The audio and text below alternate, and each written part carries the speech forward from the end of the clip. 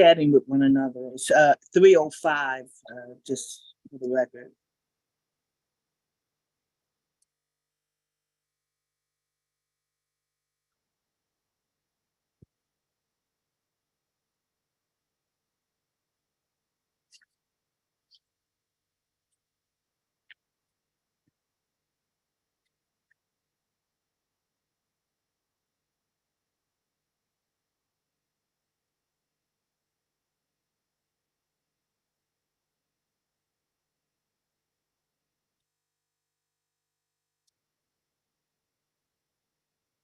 Madam Chair, I suggest we get started, and once one more board member starts, then we will approve, but we can continue on, just won't be able to vote. Okay. Madam Chair, I'm present. All right, we've got Judge Robolo, got you, Madam Secretary. We've got Ms. Machado, are you on the other end of that profile there? Yes, excellent. We got Ms. Machado there. We got Mr. Walters and Major London. Can I see your face or that picture that you normally put up? And we got Mr. Weeks. Okay. So we have 8. Okay. We can get started, and then we'll vote to approve everything once one other person board member joins. Right. Excellent. All right. At this time, I want to welcome everyone, my board members, as well as our listening audience who have joined in for this important work that we're doing for the C17 Juvenile Justice Advisory Board. At this time, I'm going to ask the people who are on the screen, just for the purpose of our listening audience, if you'll just introduce yourself and who you're representing. Judge Robolo, why don't we start with you? Sure, Judge Carlos Robolo, Juvenile Delinquency Circuit Court Judge.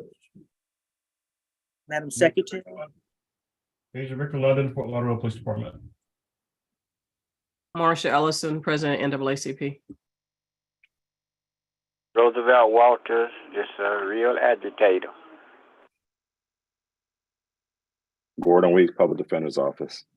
Gloria Moschella, State Attorney's Office. And I'm Alona Holmes, Chair of the CAB, and also the designate. I was appointed and I guess put on, voluntold, and then I submitted my application for this board by the NAACP. It's a pleasure. Did I get one more person to join? Madam Chair, Michael Bell here from Community-Based Connection. Okay. Good afternoon, Mr. Obel. All right, Colonel Holmes and Mr. Geis will not be joining us this afternoon. And so for the record, they are excused absences. And we do have a representative for Colonel Holmes. She doesn't have voting privileges, so that's why we don't have a quorum. But please introduce yourself, ma'am. Good afternoon, everyone. I am Elsie Judon, the Lieutenant Colonel for the Department of Detention, sitting in for Colonel Holmes for this session. All right, good afternoon and thank you. All right, Madam Secretary, is there a quorum now? No, we'll just go on to the chair's report. We'll do the norms and then on to the chair's report. All right, not a problem. I just want to remind everyone to place your cell phones or either the off position or on vibrate so that we'll have minimal interruptions of our meeting. Please raise your hand by using the either the hand tool or just raise your hand, get my attention and let me know. And Mr. Walters, who's appearing on the phone, just do as you've always done. Madam Chair, and I'll make sure that you are recognized and heard. Please keep your comments to a maximum rather, of 3 minutes unless you're presenting. And then please respect the opinions and the viewpoints of the other board members. We don't always agree, but we can be civil about it. And please address all board members respectfully, and I'll try to do that with Mr. Obel, who likes to bother me about his, what's that team in Dallas? Is that wherever they are? So I'll do my Texans. best. I think it's the Texans. It's the Texans. Oh, okay. Thank you. Because Dallas Cowboys. Mr. Obel, do you have a camera in that joint? Is your camera not working? They working on it right now, try to get it up and going for me. That's why I'm not on yet. All right, thank you. Okay, all right. I'm going to defer it's Mr. Starling. That's who I need. Is Mr. Starling on? Okay, he comes after your chair's report. Well, he knows Miss Butterfield. Do I have Miss Butterfield in the, I Waiting- will check on the other side. I saw Mr. Starling there. But your report is up and I'll look for them while. because my report really should come when we do the, talk about the tour of the detention center. So I'm going to push up Miss Butterfield's report because it's a little longer, but I thought it was important. All the board members should have gotten the information I received from DJJ through Miss Butterfield and Mr. Starling. And it's entitled Circuit 17 Juvenile Justice Circuit Advisory Board. It has some statistics that deal with this board, and I think it'd be very interesting for this board to hear about it. Some of it is good, some of it disturbs me, but Ms. Butterfield is going to give an overview of the report and give you all an opportunity to ask questions. I will at this time, not wait till the end of her report, but some of the good stuff, the real good stuff that you're going to hear about, I'd like to personally thank our former chair and now the board secretary, Marsha Ellison. I firmly believe from the 2 years and a half that I've been on this board, that most of what we're going to hear about was through your efforts and this board's efforts long before I got on it. So thank you, because I explained to DJJ I'm very competitive. I want to be number one. I want our county to be number one, but sometimes we're number one in the wrong direction. But the good stuff, Ms. Ellison, I say this publicly, thank you for your work, your hard work with the juveniles. And Mr. Weeks, I'm not going to leave you out either, because you were persona non grata. I understand your picture was up on the walls of many offices. They were throwing darts and eggs at. But thank you all for your hard work. So do I have Ms. Butterfield? Madam Chair, we do Yes. have quorum, so can we go back and do the approval Yes, now, ma'am?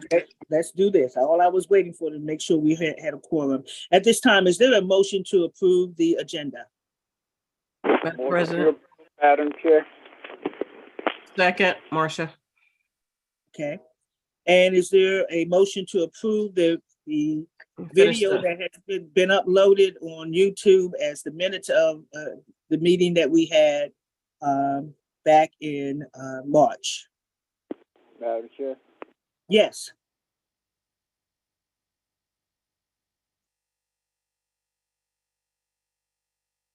Who's that?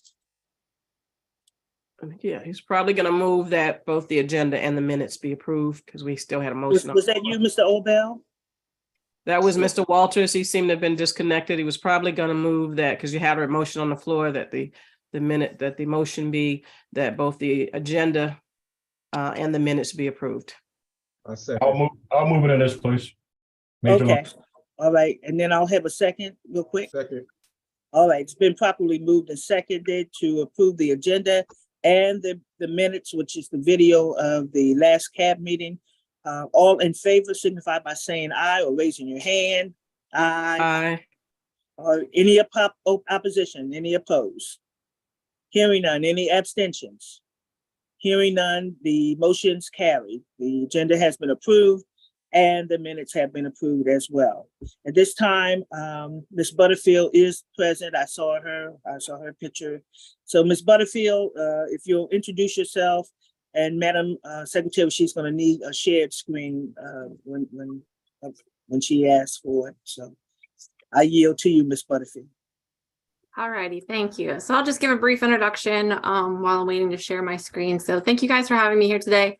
I am Karen Butterfield with DJJ's Office of System Innovation.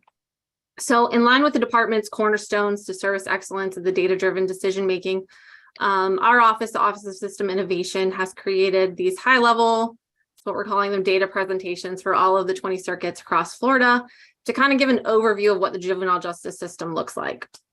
So we're calling it high-level data because the data shows us what is, but it doesn't really tell us why the data looks this way. So we know that there's a lot of different layers and decision points within this data that we would have to kind of drill down on to understand the why that the data looks the way that it does. So as I'm going through this presentation today, if you have any questions about like what the charts are showing or what it's saying, please feel free to ask.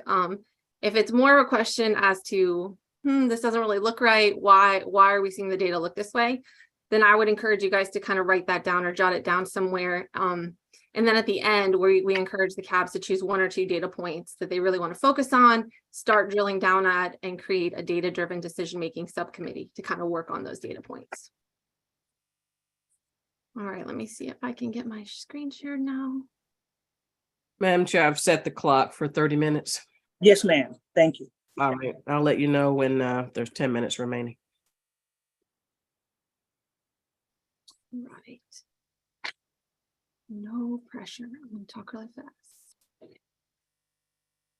All right, am I sharing my presentation? Can we see that? Yes, you are. You are. Great. All right, so we're going to go through the juvenile justice system. We're going to touch the 4 main program areas within the department. So we're going to start with prevention, look at detention, probation, and residential in our data. So in prevention, we're going to look at civil citation utilization, which I know has been a topic of conversation here, as well as looking at overall arrest rates broken down by community versus school-based, and then top felony and misdemeanor offenses. So jumping right into it, civil citation utilization. When we are showing this data, we are showing based on statutory requirements for first-time misdemeanors. So I do know that local jurisdictions are able to make some modifications to that in terms of what they do or don't allow in terms of specific charges. But that is not taken into consideration in this data. This is just what is statutory allowed. So in Circuit 17, there was 1,940 civil citation eligible youth at a utilization rate of 91%, which is great. I know the judge said that I'd like to be #1. So in terms of circuit, Circuit 17 is the highest in terms of utilization. However, when we break it down by county, there are some individual counties that do have higher utilization rates. 9% of our eligible civil citation youth were arrested in lieu of a civil citation, which equal to 180 youth. Looking at the civil citation utilization, again, compared to statewide utilization, the statewide utilization rate is about 69%, whereas again, Circuit 17 is at 91%. So looking here at this table at the bottom, we have it broken down by race and ethnicity for utilization at the circuit level and utilization at the state level. So for our white youth who are eligible at the circuit level, 90.2% received a civil citation, and at the state level, 64.6% received a civil citation. For our Black youth who are eligible, 89.9% received an alternative at the circuit level and 71.2% at the state level. And then for our Hispanic youth who are eligible, 92.4% at the circuit level and 74.5% at the state level. So everything that's in this chart right here, or this table, is also represented here by these 2 lines here at the top on this chart. The other 2 bars is the circuit civil citation rate, again, was also represented in that chart. And then the gray bar shows the circuit arrest rate, broken down again by race and ethnicity. And then looking at the gender breakdowns, still for those civil citation. So 71% of the civil citation eligible youth were male. And then males accounted for approximately 58% of arrests in lieu of a civil citation. So this chart just shows for our females, the first column is those who received a civil citation, the second is for arrest, and the same for our males. Looking at the demographics for age, again, this chart at the bottom is broken down the same way. We have our youth 11 and under up to age 17. And then you can see the numbers broken down by those who received a civil citation and the number that were arrested. So overall, 51% of our civil citation eligible youth were 15 to 17 years old. 45% of the civil citation eligible youth were between 12 and 14 years old. Our 15-year-olds here had the largest group of our civil citation eligible youth.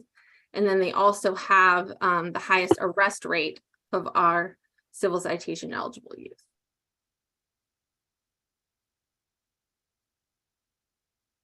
Next, we're going to look at the civil citation agency utilization. So our first column here shows the law enforcement agency, then broken down by the number of eligible youth, the percent that were issued an alternative, and then the number that correlates to.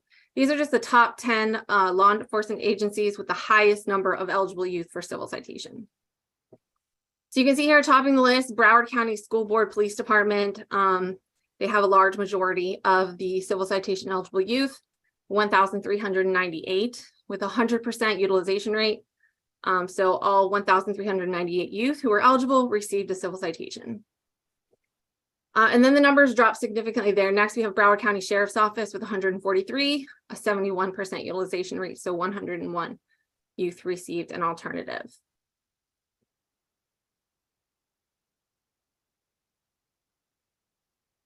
Any questions about the civil citation before I move on to overall arrests? Okay. So looking at our overall arrest rates, these are not just youth who were civil citation eligible who were arrested, these are overall arrest numbers.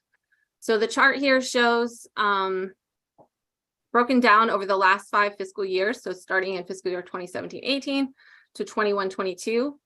The number at the top shows the total number of arrests for that fiscal year. And then we have it broken down by race and ethnicity within each fiscal year. So the light gray at the top is the percentage of white youth arrests during that year.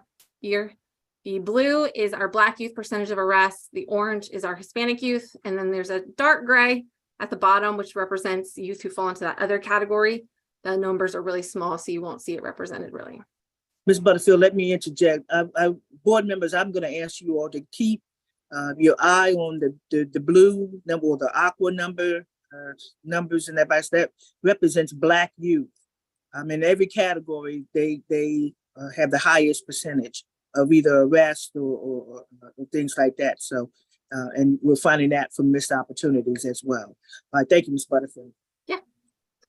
So over the last 5 years, we see a 51% overall decrease in our total number of arrests. So in fiscal year 17-18, we had 3,902 arrests down to fiscal year 21-22 with only 1,931. We do see the biggest drop in fiscal year 2020-2021. We do know COVID happened and there was a lot of COVID protocols that came into place during that time, which we know affected the numbers statewide. Looking at the racial and ethnic disaggregation, as the judge had pointed out, we do see fluctuations each year within the disaggregations. However, Black youth across the board make up the largest percentage of youth arrests, followed by Hispanic youth. So looking at the arrest disaggregation specifically for fiscal year 21-22, looking at the age breakdown, so 61% of the arrests were youth aged 14 to 16 years old, 28% were 17 and older, and then 10% were youth age 11 to 13 years old. So looking at the breakdown of arrests between school and community. So these bars make up our overall arrest numbers, but we have it broken down this time by fiscal year again, and then by the orange box at the top is the percentage that were school-based arrests, and then the blue box is the percentage that were community-based arrests. And then here in the table at the bottom, we have the numbers that are represented. So overall, looking at the arrests, the community-based arrests have significantly declined over the last 5 years. So we had 3,579 in 2017-18, down to only 1,655 in 21-22. Our number of school-based arrests, so we did have a significant increase in fiscal year 2018, 2019 right here, and then we saw it drop for the next 2 years. Again, we do know that COVID protocols were in place and that likely affected these number of school-based arrests in 21-22. And then we saw a significant increase again in fiscal year 21-22. Overall, we did see the lowest percentage of school-based arrests in that 21-22 timeframe. All right, so now we're going to look at the top felony arrests for fiscal year 21-22, and then we're looking back over the last 5 years, kind of to look at the trend of that arrest type. So we have aggravated assault and battery, auto theft, and burglary are our top 3 offenses for the last fiscal year. Starting with aggravated assault and battery, we do see kind of a steady decline in those arrest types from 2017-18 each year to 2020, 2021, and then we see a significant jump in fiscal year 21-22 to a number that was higher than all 5 previous years. So overall, we have a 4% arrest increase in those arrest types over the last 5 years. Looking at our auto theft arrests, we do see fluctuations in these numbers kind of going up and down each year. The lowest numbers, again, fiscal year 2020, 2021. Overall, we have a 22% decrease over that 5-year period. And then looking at burglary, we do see steady decline in those burglary arrests from 746 in fiscal year 17-18 down to only 293 in 21-22 for an overall decrease of 61%.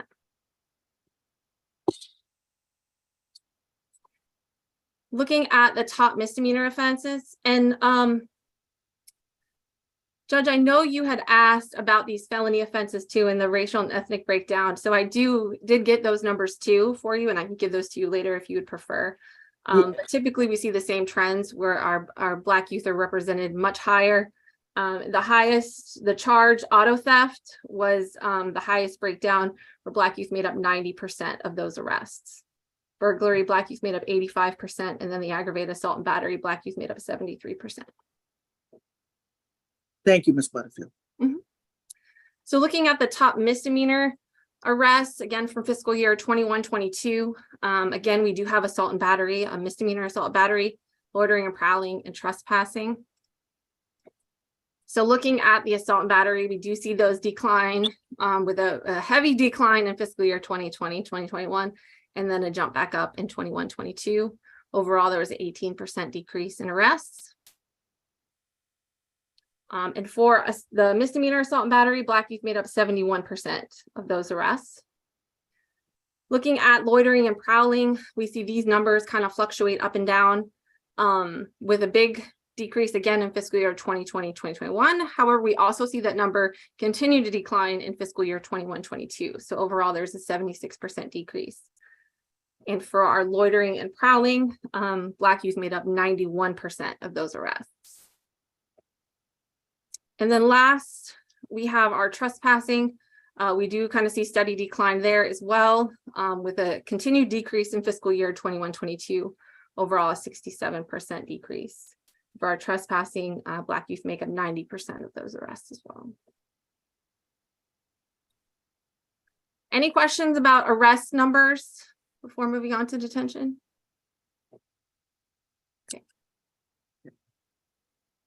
I think they're just digesting, even though they've got the material, they're digesting. I know, it's a lot. So we'll move on. Bear with me. Okay, so we're going to look at detention. So we're going to look at both secure detention and supervised release detention.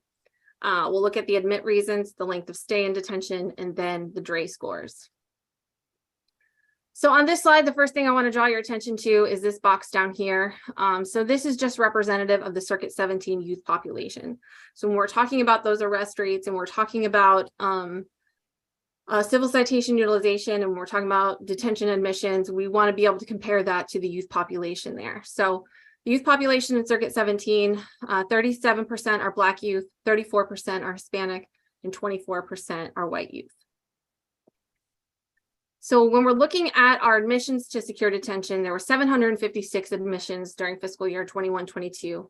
81% of those were male, 19% were female. When we look at the race and ethnicity breakdown, 83% of the admissions to secure detention were Black youth, 10% were Hispanic, and 7% were white youth. And then we look at the admissions based on the admit type. So our offenses category is any youth who was arrested for a new charge. And then our technical related reasons are youth who did not have a new charge, but some kind of court order, whether it was an abscond or failure to appear, contempt, a law enforcement violation of probation. Those kind of things would fall into our technical related reasons. So when we look at those admit types, youth who admitted for new offenses made up the majority at 65% of the admissions. All right, so looking at those youth who were admitted to secure detention and looking at their DRE scores, the DRE is the Detention Risk Assessment Instrument. I'm just going to kind of give you a brief understanding of what that is. We use that at the time that a youth is brought to the screening center and is used to determine the most appropriate placement for youth upon arrest. So This was developed using comprehensive data and research done by a National Juvenile Justice Research Team. And according to the DRE, it gives you these points values. And if a youth falls within these point values at this table at the bottom, then it designates an appropriate placement. So youth who score 6 points and below, the appropriate placement would be outright release. Youth who score between 7 and 12 points, the appropriate placement would be supervised release detention. And then youth who score 13 or more points, the appropriate placement would be secure detention. So when we're looking at this chart here, this is the youth who were placed in secure detention and what their DRE number score was. So 440 of the admissions to secure detention scored 13 or more points. 157 of the admissions scored between 7 and 12 points. 160 of the admissions scored up to 6 points. And then we do have this other category here that says no associated DRE. That doesn't necessarily mean one wasn't done, but the detention placement referral and the referral on the DRE did not match up. So we would just have to dig into those a little bit more. All right, so when we're looking at secure detention, we don't just want to see what or who's going into secure detention, but how long they're staying there. So we look at the releases from detention. So there were 752 releases from secure detention. The overall average length of stay was 15 days with a median of 11 days. Looking at the gender breakdown, males on average had a higher average and median length of stay than females with an average of 16 days and a median of 14 days. Looking at the race and ethnicity breakdown, Hispanic youth had the highest average length of stay at 20 days and median at 14 days compared to Black and white youth. And then youth admitted for new offenses tended to have higher average and median length of stay than those youth who were admitted for technical related reasons.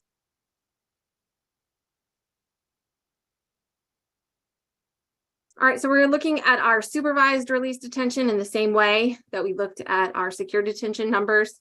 So there was 450 admissions to supervised release. Again, the majority of those were males at 78%. Females made up 22% of the admissions. The race and ethnicity breakdown, Black youth made up 84% of the admissions. Hispanic youth made up 8% and white youth made up 7%. And then for the admit types, 91% of those admissions were for new offenses and 9% were for technical related reasons. Looking at the DRE scores for the youth who were placed on supervised release, so 65% of the admissions scored between that 7 to 12 points, so that was 293. 6% of the admissions scored for secure detention, so that was 29 admissions, and then 1% of the admissions scored for outright release, so that up to 6 points range. Now looking at the length of stay for those placed on supervised release, so we had 439 releases from supervised release. The average length of stay was 18 days with a median of 21. The average and median length of stay for our males and females was comparable, only significant or slight changes, between male and female average length of stay. Also looking at the race and ethnicity breakdown, we also see those numbers are fairly comparable in terms of the length of stay, the average and the median. When we're looking at the different admit types, we do also see here that youth who were admitted for new offenses had a higher average and median length of stay than youth who were admitted for technical related reasons. Okay, I know that was a lot too. Any questions about detention? All right, so we're going to move on to our probation dispositions. All right, so this chart here looks very similar to our overall arrest numbers. Again, broken down by fiscal year with the total number of probation dispositions at the top of each column. And then again, each column is broken down by race and ethnicity for the percentage of the overall probation dispositions for that year. So looking at the overall last 5 years in the probation dispositions, we had a 56% decrease. So from 986 down to only 431. We're looking at the racial and ethnic disaggregation. You do see some fluctuations here. So specifically in our most recent fiscal year, 21-22, We do see Black youth make up 80.3% of the probation dispositions, which is the highest percentage over the last 5 years. Hispanic youth make up 12.1%, which is the lowest percentage over the last 5 years. And then white youth make up only 7%, which again is the lowest over the last 5 years. Any idea, Ms. Butterfield, why? I mean, well, I'm happy that the detentions are down, but it's still more Black youth than not. But even the probation dispositions have increased. So even though the length of stay for Black youth was lower, it seems that the time that they spend on probation, they're placed on more than not than any other More class. frequently get probation. You got it. sentences. Yeah. Mhm.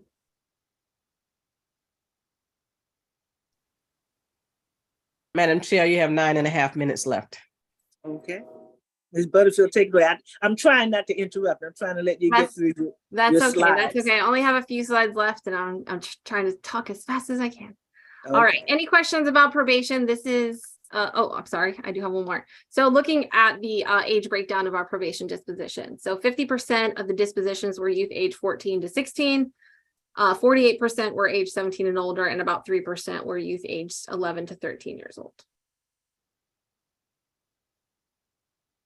Any other questions about probation dispositions? All right, so we're going to go into our last category, which is residential. We're going to look at commitment numbers and our bench commitment numbers. Do have here on this slide kind of giving a general idea of what bench commitments are. So bench commitments occur when a youth is committed to a DJJ program without a DJJ recommendation for commitment. So this can happen for several different reasons, but this would also include plea negotiations between the state attorney and the public defender.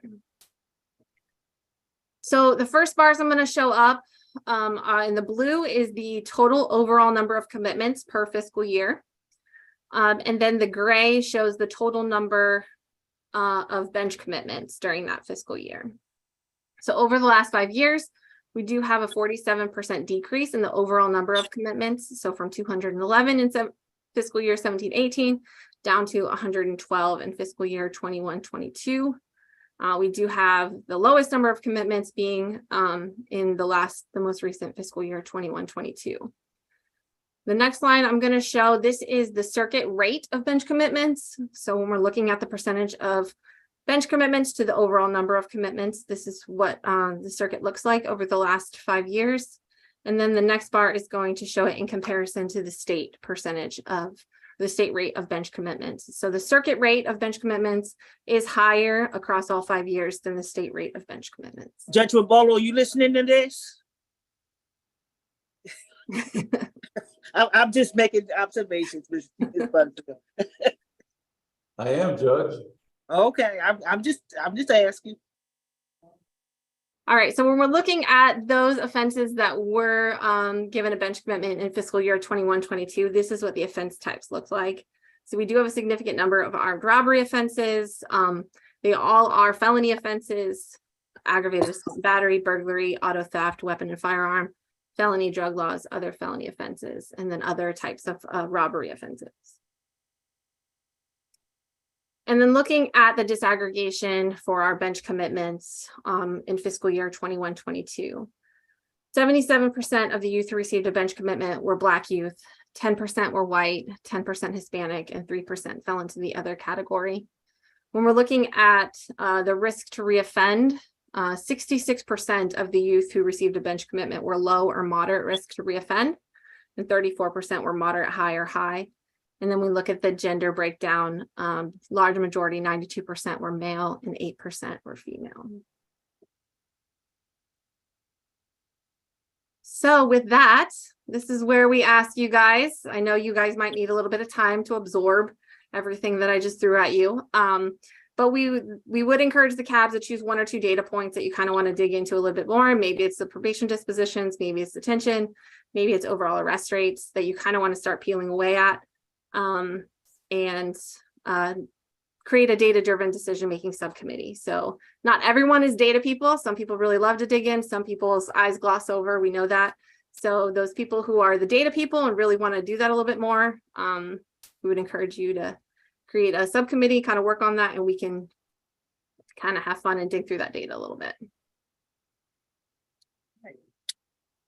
And this is Ms. Butterfield's information. I suggest you all copy it, but it's in your materials that you were sent by me.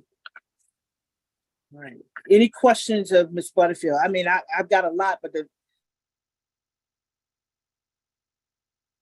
Chair, Judge Rebola has his hand up.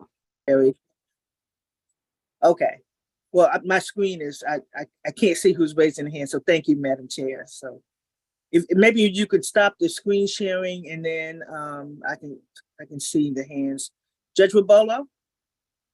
Judge, I want to point out, because I don't know if the members of the board understand, and I'm not really trying to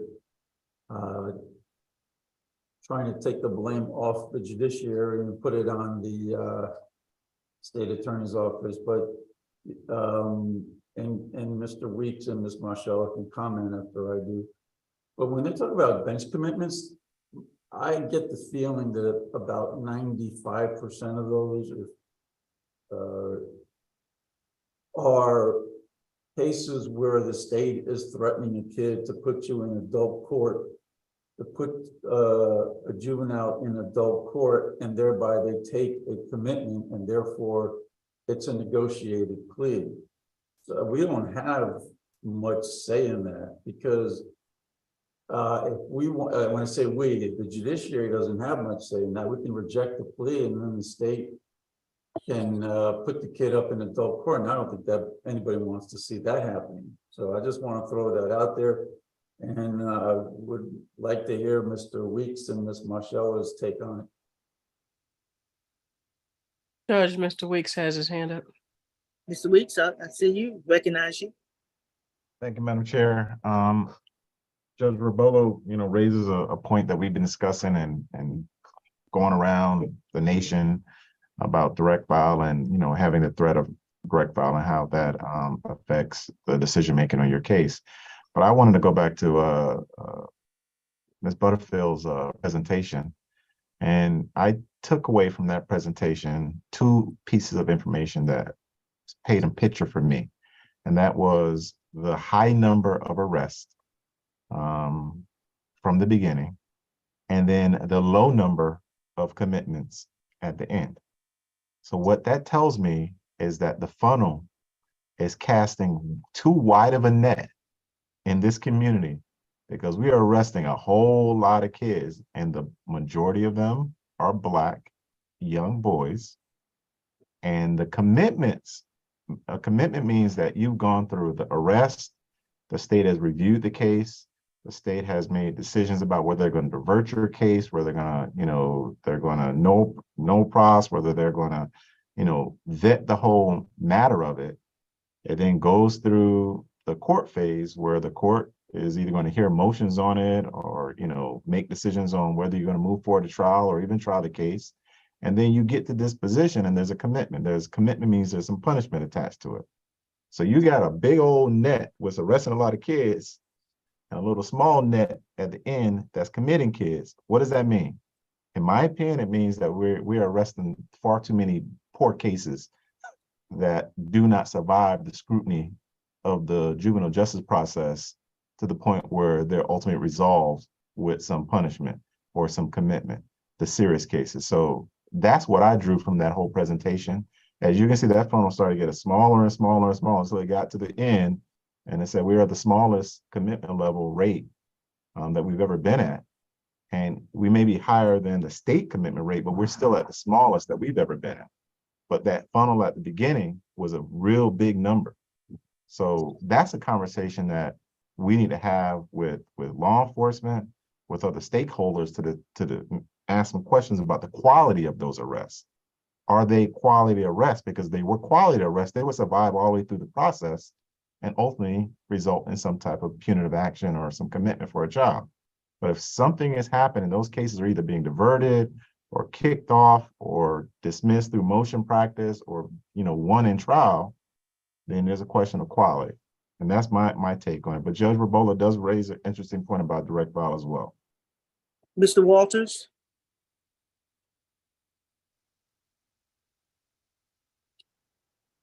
Did he drop off? No, he's probably having trouble unmuting. You have about 11 seconds left for this presentation before it's. Well, this is our question, our question time. So she finished the presentation, but this is our question time. And then I have two questions to ask of Ms. Butterfield before we sign her off. Did Mr. Walters come back? When he comes back on, I'll let him on. Just let me know that he's back on. Ms. Butterfield, the first question is, there are people in the public that are watching this CAB meeting, and I'm trying to find out, can they contact you if they want copies of things that you put up, or is this on the DJJ website? Where can they locate that? Rather than to send me piecemeal emails that I don't read all the time. Yes, a lot of this information can be found on the DJJ website, but it won't look the same way. You know, we kind of prepared each one for the circuit, so they can use my contact information and I can share that. Okay, so members of the public, if you want what the board has seen that we shared the screen, contact Ms. Butterfield. Her information was on the last slide. But if you have questions and you didn't take a picture of it, you didn't write it down, if you'll contact either me or the secretary of this CAB, we'll give you Ms. Butterfield's contact information. The second question that I had, and I wanted to find out either from you or Mr. Starling, you all mentioned that the secretary asked each CAB to form a subcommittee called the Data-Driven Decision-Making Subcommittee. I've not received any communications from Secretary Hall. And he knows me, he knows my email address. So when did this come up? And, you know, I'd like to see something in writing before I commit to a subcommittee, because we've allotted a lot of time and we got a real robust agenda this afternoon. And so I think the subcommittee would be good, but I want to know what he wants from the subcommittee, what he wants, what he's thinking, because we don't really make decisions, we make recommendations.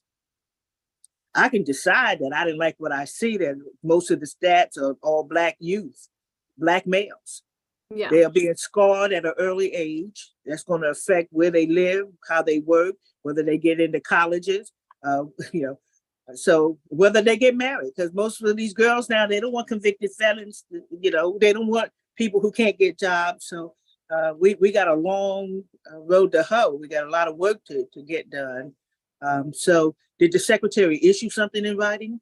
Not yet. It's in discussions, but we as the system improvement coaches and as we're going out, we're encouraging it. Because as you've stated, like the CAB meetings, they're pretty robust and they're pretty full as it is. So getting these data discussions and really being able to dig into that takes up a lot of time for agendas that are already really full. So this is to create another space for those people who are really data driven, who want to dig into that a little bit more, to be able to do that and then report back to the CAB, a smaller version, you know, that can be given in a shorter amount of time than what it would take to dig into it and answer all the questions. But in the meantime, would you be disseminating the information as you did with me? You sent it to me and I was able to give it to my board. Can we do that until we have data requests? I mean, this was our high level, and that's why we say pick one or two areas and then we can dig into it. So until we get like a request as to this is a data area we really want to dig into, we want to see this numbers, we want to see it disaggregated this way, there won't be any further data presentations really, other than you know, Mr. Starling might be presenting, but at this level, we're just kind of waiting for the CAB to decide, okay, this is a data point we want to drill into, this is how we want to see it, and then we'll be able to present more. All right, thank you, Ms. Butterfield. Mr. Starling, I do want you to repeat what you told me about our civil citation program. All right, thanks again, Karen. So as far as the civil citation, I got a chance to speak with Tamika and her team. So just the way that it's set up in Broward County, it is one of the best that I've seen as far as the array of services that are in existence, as far as how things are coordinated.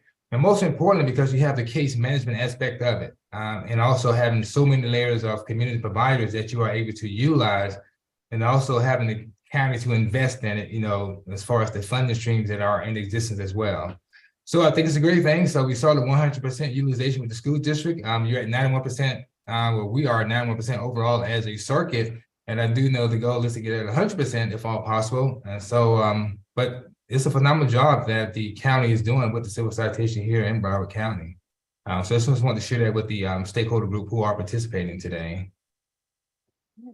Any questions of Ms. Butterfield or Mr. Sterling? Otherwise, I'm going to keep our agenda moving along.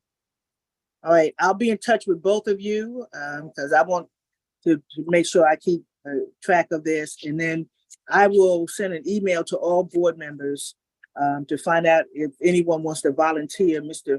Weeks is like a guru with data. Maybe you have somebody in your office, a designee that likes statistics and data, so that we can, as problems arise, as Ms. Butterfield said, that we can pull the data that deals directly with Broward County that DJJ is collecting and answer or try to get answers or make recommendations regarding those problems. You already raised one, Mr. Weeks, and that's the funnel. I will give you my take on it. Police officers and departments, they get paid money by the arrest. They don't care what happens. They're not concerned with convictions. They should be, and they should be. Money should be taken when it's thrown out on a pretrial motion to suppress or dismiss. So that's the wide funnel. Just make the arrest, and you know our department gets that credit, and that's our money. So I'm always of the mindset to follow the money. Okay, so, but we can address that, and if anybody, the email will go out. Anybody that wants to be a part of the data-driven decision-making subcommittee, we will form one if there's enough interest in this from this board to deal with it, and I'll sit in as much as I can on it. But Ella looks like she wants to be a part of it. Madam Chair? Yes, Mr. Walters, thank you. You got back on. Yes, sir. I will volunteer to be a part of the committee, but I wanted to ask the public defender, having heard this presentation, do you think it's time for the DMC to have a meeting? Madam Chair, if I can, Yes, you may. I have a volunteer for that committee. John James is a data geek just like me. We'll dig into it a little bit. Maybe we can drag Mrs. Starlins in, Chief Starlins in, and get some of his staff. Maybe Ms. Butterfield will assist. Although, I like to get everybody the expertise in it. So if we're gonna get some commit from DJJ to have their folks involved. And I know Ms. Michelle is gonna come along too. She likes data. And we can dig into a little bit further. I think that's a good idea. And Mr. Walters, this is DMC. Everything we're gonna do, we're gonna be on DMC on that. So I think Mr. Walters will participate as well. So please get him involved in it because he's got good knowledge and expertise in things. Ella, she loves some data too. So we got a team already. I think with the state attorney. Chief Starling, his staff, Ms. Butterfield. Ms. Butterfield, you gonna commit? All right, so I got a head nod. Well, so, I didn't hear Ms. Mashali. Ms. Mashali, you in? Oh, that's implied, Judge. That's implied. No. It's like being at a wedding. You're not implying to get married. You got to speak now if ever hold your peace. So you agreeing to this wedding, Ms. Mashali? Well, with Mr. Weeks, absolutely. We go way back. Okay, she said I do. All right, then we got our committee, and y'all get in touch with Ms. Butterfield and Mr. Starling, and then that way you all can make the reports. I'll give you space on our next agenda. So we'll see how easy that was, Ms. Butterfield. So thank you, and thank you for committing to work with our board. All right. Any further questions? Speak now, forever hold your peace. And thank you, Judge Rabola. I was just teasing you. I was trying to make sure you were still awake when I saw those bench commitments. Okay. All right. At this time, I would like to hear, and Mr. Obel, your name is misspelled on the agenda, and I do apologize. When I was writing fast when I sent the agenda items to Madam Secretary, but it should be OLBEL. But the other L was sent to Dallas to indicate their winning season. So Mr. Obell is going to talk about what we talked about at our last meeting. As you know, the discussion came up as to preventative programs and programming. And we all found out something, some of us found out that in order for our children who have no problems, no behavior problems, no education problems, their parents just want them to do something after school, that in order to participate in a DJJ sponsored or funded program, they have to get put into a program in the computer under JJIS, which is a problem because law enforcement has access to that, and then they start marking our children. So I was invited to join Colonel Holmes and Mr. Obell and members of the Broward Sheriff's Department in Deerfield, and it was a very informative meeting. I was just there as chair of the CAB and as a representative from the NAACP, but I turned the meeting over to Colonel Holmes and Mr. Obell. Mr. Obell, if you'll give this board a sort of a synopsis, a rundown, a summary of what occurred at that meeting. Thank you, Madam Chair. As Madam Chair suggested, we had a meeting with Chief Adam Hofstein, who is the area leader for Deerfield Beach, part of the BSO, with Colonel Holmes and herself and the Madam Chair. We had an honest, open conversation about the challenges we're seeing in our community. We presented different opportunities to partner with Chief Adam and his team there in Deerfield. They seemed very receptive to what we had to offer. We learned that they have some opportunities that they're using that could really be maximized if the right partnership is aligned. And so in our presentation to them from the agency standpoint and as a member of the board, discussing alternatives, gave us the opportunity to see what the future looked like. Now we have follow up with the chief for the area, our lead clinical director, follow up with him. And so we're waiting to hear back since our meeting. We did a follow-up email and we're still waiting to hear back. So hopefully when Colonel Holmes returns back, we'll get some movement going. But all in all, the meeting was fruitful and just a matter of executing the opportunity for our children up in Deerfield and Pompano. All right. Well, that's Deerfield and Pompano. Broward County is from Deerfield to Hallandale.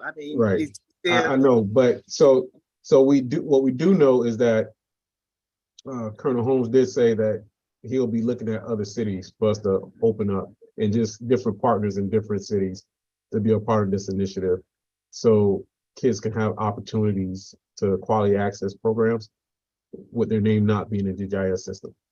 So that was the biggest thing that did come from the meeting.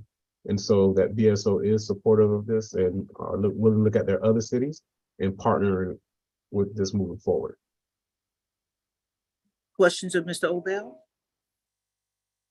Comments? Anybody know of any cities that have programs that BSO may be able to partner with them?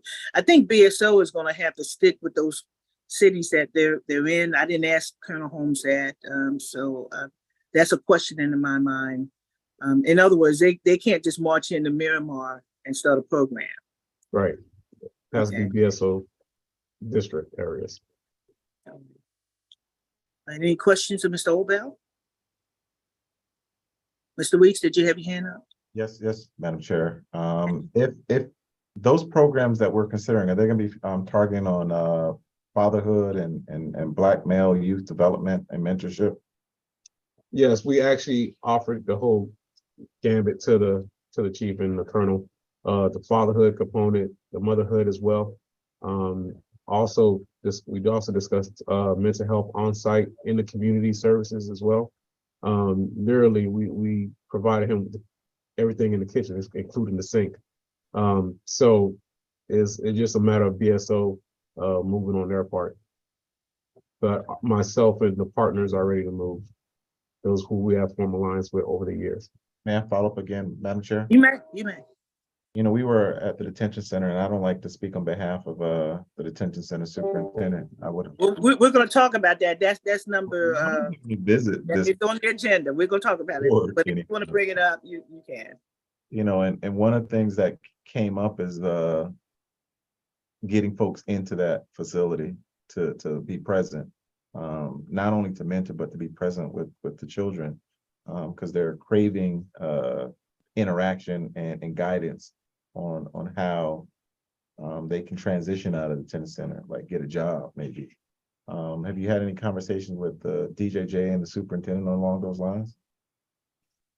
So we have not had a conversation with the superintendent, nor DJJ. I was hoping that the representative from DJJ, who was early on the call with us, would have stayed, but I noticed he's no longer on here with us. But I would love to offer the same services and support along with my partners to help, because in our relationship with Broward College, you know, it's part of Broward Up is this kind of line of work, right? Is to help kids who would not normally be in a traditional high school find an alternative as well.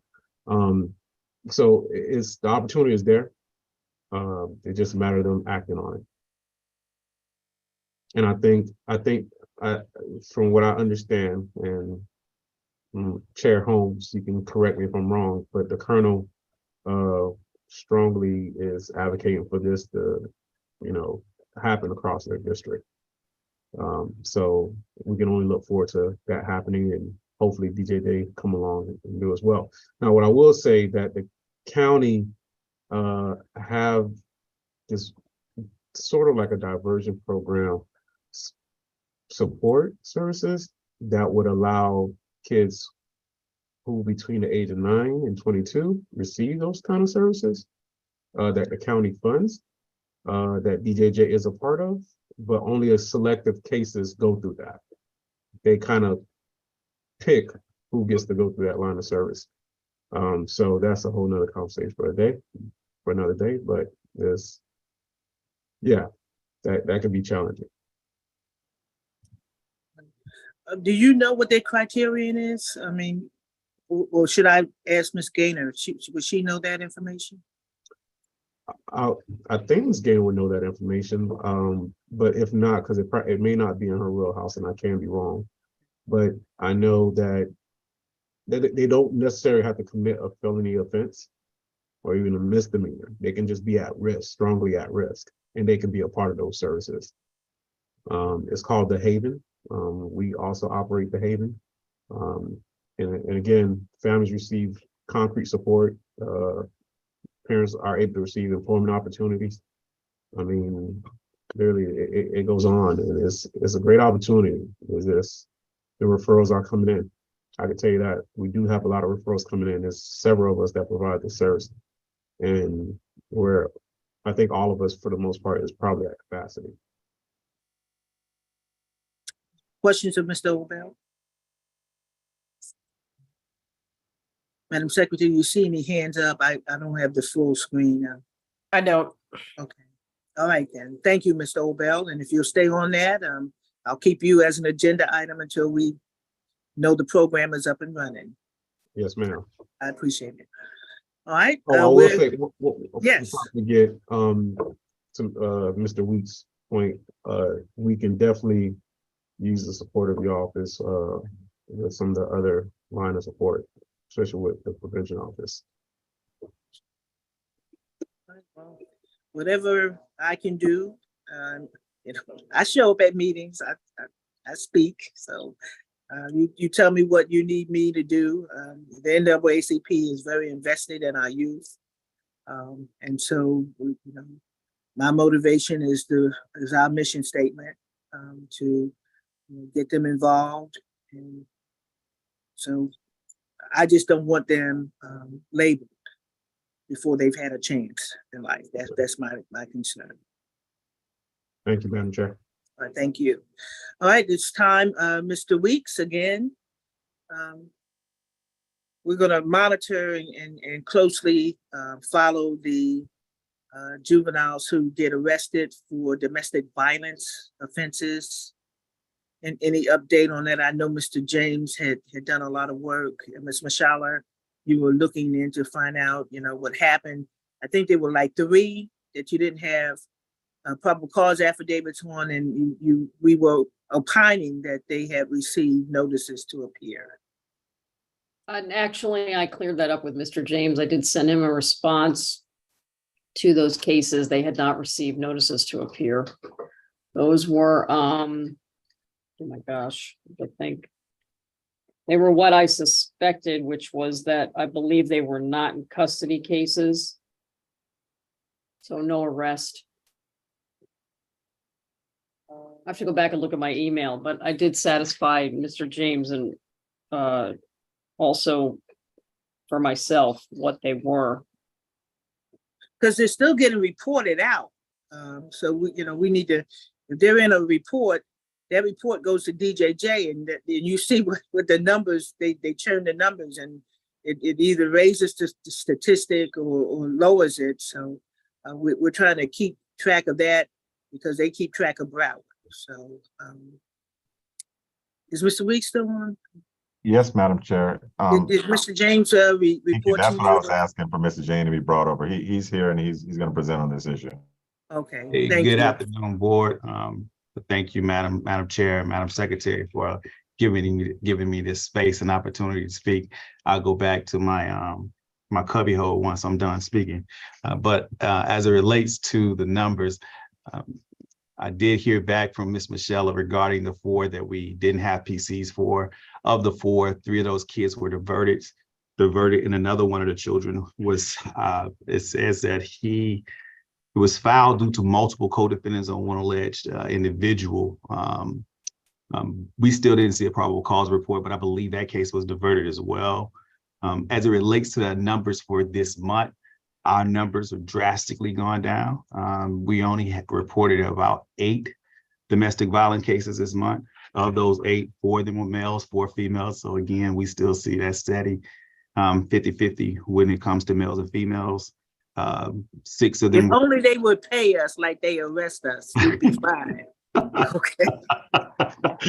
And then we still had about 6 of them were related, were parental related, and then 1 which was interesting. I don't even know that it really counts as domestic violence. Unfortunately, the child was arrested under the domestic violence statute, and that was that the individual hit his girlfriend, which is sad. But I don't know that that really counts as the domestic violence for a child. However, the individual was arrested for such.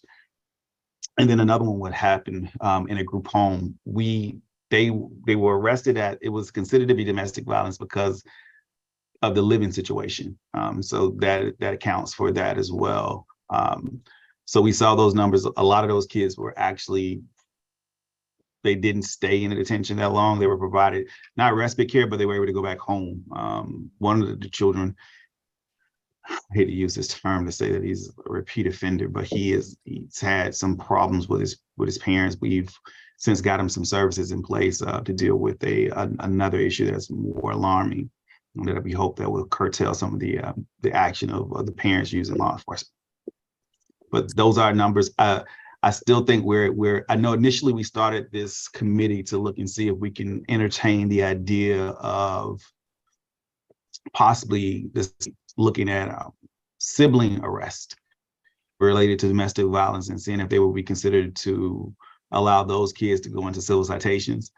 I don't think we got any leeway with that. I don't believe the numbers are not that good to how many of those how many we see of those, but we just see more often than not those where it's a parental situation, and in those cases are eventually diverted. Questions of Ms. Mashala or Mr. James or Mr. Weeks? Are we still looking into respite now? We are. We recently had a meeting this week. I think the bigger issue now with respite is funding. We located a facility. We went and toured the facility. The facility is good. I think there's an issue with who's going to fund the build out. We have another meeting. I can tell you right now, Judge, hold on one second. But Judge Williams routinely meets on this issue.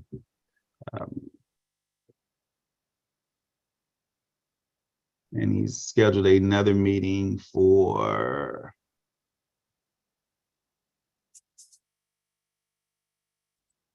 I think it's next April Monday. 17th. Next When is Monday. it? I don't know why I didn't April remember. 17th, Monday, Okay. April 17th. Monday coming. Madam Chair, Yes. if I may ask, what type of programs are they diverted to? And what kind of services are provided for those children that are arrested for domestic violence? Well, they can vary anywhere from Broward, Henderson Health, Mental Health, Camelot. Usually those providers deal with family counseling and are unique to domestic violence situations. And so we always try to have them diverted to those types of programs in case there's something going on with the youth that needs to be also addressed. Listen, most of these youth, there's usually some type of trauma behind the behavior. And that's what we're hoping to get to. And then family counseling is always a component. What's the average length of stay usually when it's those kinds of cases, or and with those providers, it's usually longer than the standard? Is that the same for the domestic violence cases? I can get those numbers I could get the actual average for you, but I would suspect that those are not, as long as the family's engaged, providers will provide, and then they'll also provide outsourced services once diversion is over, but diversion is minimally 6 months.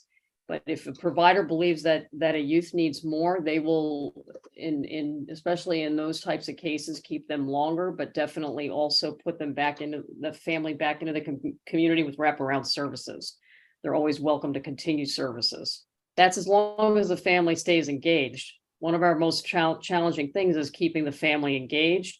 The family doesn't stay engaged. My team still tries to get the family re-diverted for, continued treatment, get them back into the programming before we have to ultimately maybe decline a case. But we very typically do not formally charge youth unless a parent is, supportive of that. Sometimes they're supportive of that because they don't know what else to do with the youth who's creating a lot of issues in the home or the dynamic, and they need a judge to maybe step in and try to facilitate some type of engagement with the youth themselves. Those are our rarest cases, but we're dealing with a very unique dynamic in a criminal justice system in the best way that we can with the tools that we have. We're very sensitive to it. Are they Mr. Reese? connected, if I could? Yes, you may continue. So I was wondering, is there a connection with the school, if they are actually in school, as far as their behavior goes on? Because if they have, they may have some, maybe some type of special needs in some way. A lot of the kids we used to find certainly were kids who had some other kind of problems. Is there a connection? Is there a wraparound care that is connected and provided, or at least resources provided for the parents so they could be wraparound services offered? Well, I can address it from my perspective, which is that in any type of criminal case with youth, there's always that we're always connecting with the school district. They're obviously in the courtrooms, but not only that, one of the things that we always want to know is if that youth is engaged and is there a social worker involved from the school perspective? Is there guidance counselor involved to the extent that we can? Is the school aware if we're hearing that there's bullying going on, those types of things? I do have my case filers take the extra step and contact the schools if we don't have those kinds of notes from court. In domestic situations, if the parent, the provider would be the one to follow up with the parent on whether the youth is engaged in school. That's part of diversion anyway. You're supposed to be engaged in school. So we're always wanting the youth engaged in school, obviously. I think everybody here agrees. That's the one of the number one things we can do to keep our kids from, finding trouble anyway, ending up in trouble in the streets or what have you. But domestic is a very unique situation. We treat it separately from the other types of crimes to the extent that we can. But we're always in communication with the school district, and so are the providers. It's one of the things they have to be doing. If they're not engaged in school, what's the next alternative? If the youth is getting older in later in high school, then we want to engage them with GED services or some other type of trade situation. We do those in staffing all the time. So we're always looking at all of that, Ms. Ellison. Hopefully that answers your question. It does. Thank you. Mr. Weeks? Thank you, Madam Chair. The issue of domestic violence is always, I try to put that in a context because it's not, it doesn't really reflect what traditional people view as domestic violence when it comes to adults. And I just want to put that overlay because the people listening in the public, they're not going to see the distinction between juvenile domestic violence and adult domestic violence. One of the problems with domestic violence across the board is that it's almost impossible to predict because this is one crime that affects all households. Doesn't matter your age, doesn't matter your socioeconomic, doesn't matter your race or gender, doesn't matter where you live in the community.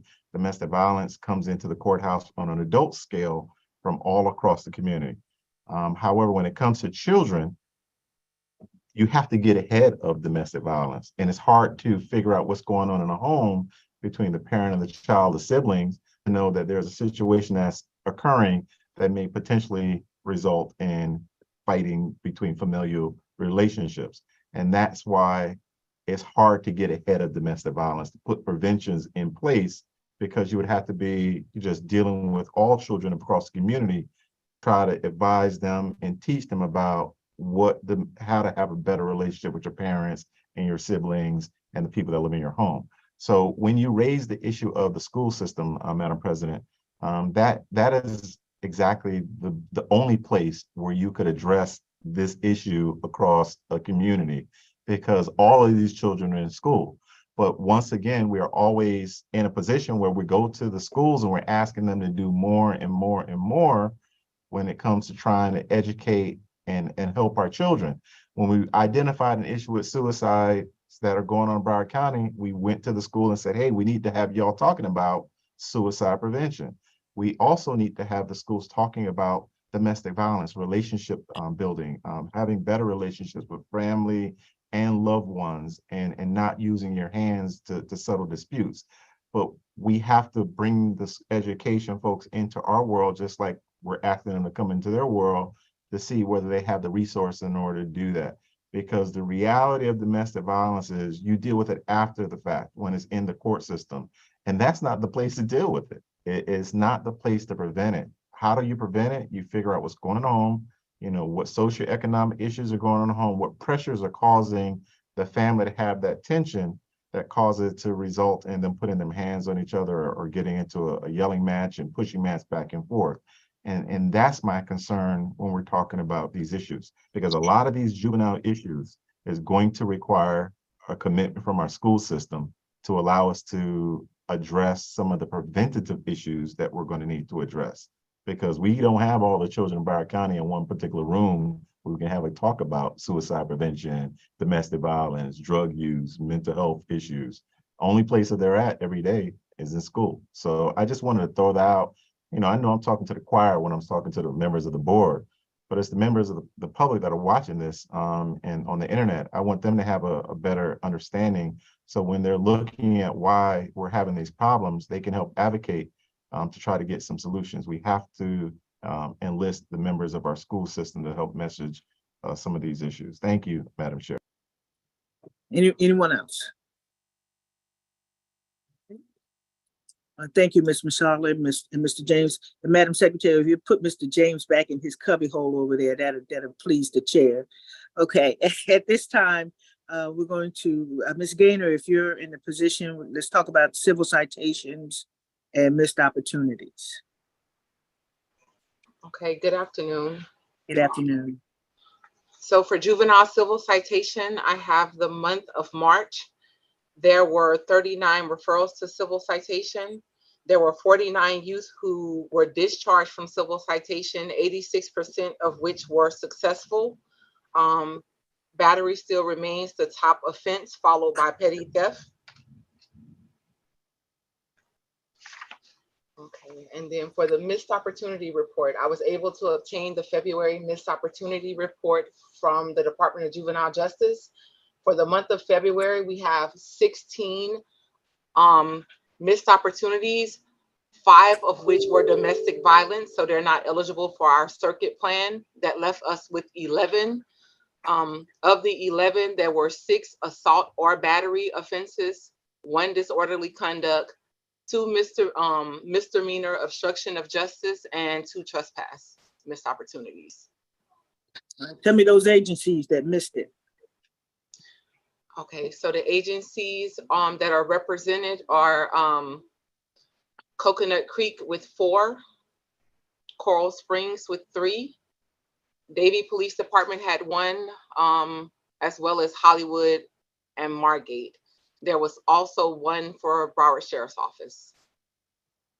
You said Margate in Margate BSO also? Is that one of their cities? No. Okay.